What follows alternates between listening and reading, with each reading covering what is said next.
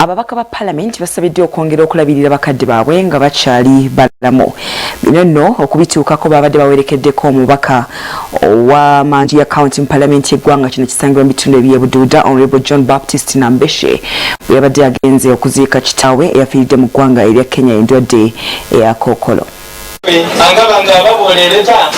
Okufa kwa kitaawe w'omubaka John Baptist Nambeshe owa Manyi County Bududa mu buvanjuba bw'eggwanga kugasa ababaka mu bibiina by'ebyobufuzi. Muzeeyi Henry Masolo yaziikiddwa olunaku lw'eggulo ku kyalo Bulenga nga yafiiridde ku myaka 96 ekirwadde kya Kookolo era yabadde atwaliddwa Kenya okujjanjabibwa.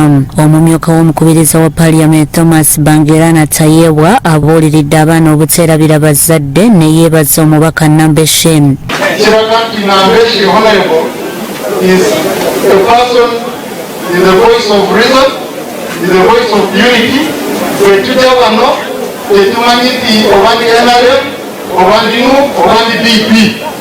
Tujabano kulwana Nambeshe komu. Tayebwa yeebazizza ababaka abasakira abantu baabwe wadde nga bali ku ludda oluvuganya gavumenti n'asaba obumu obwayoleseddwa ababaka kwe baba batambulira. Nambeshe nsaba ekintu kimu kolera abantu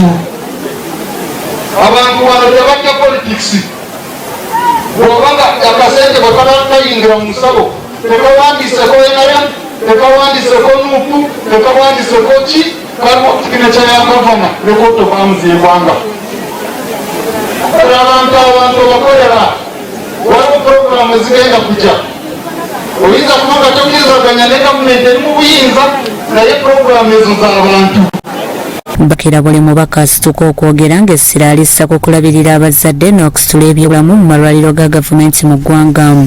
Obufiiriri basaali obakubiriza buli mulolere kubonabewo Nambeshe ng'engereza yeetaba omusaakulu abaefeta bakuliri basaali bimeeyeyo abalekerera taawe basimire naabe.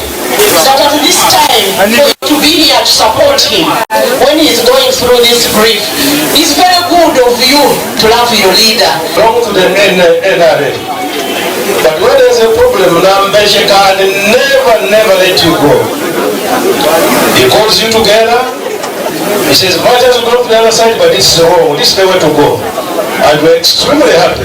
Robert Chagulanyi Sentamu akulembera ekibiina kya National Unity Platform agamba abaana bwe batalabirira bazadde abamu bakutuka tebannaweza myaka 6 n'asoomooza ab'e Bududa ku ddwaliro eddene lye balina bakozeewo ki okulikuumira ku mutindo. The past few months, every time I called Honorable Nambeshe, he was either moving in or out of the country looking after his father. You challenge me. Singa nange taata wange akyaliwo singa mulabirira nnyo nga bulabiridde taatawo. Tubakusobola okumuwangaza ku myaka egyo 96. We thank God for that. In the Uganda of today, none of us can be sure that they will live to make 90 or even 80 or even 70 or even 60 years.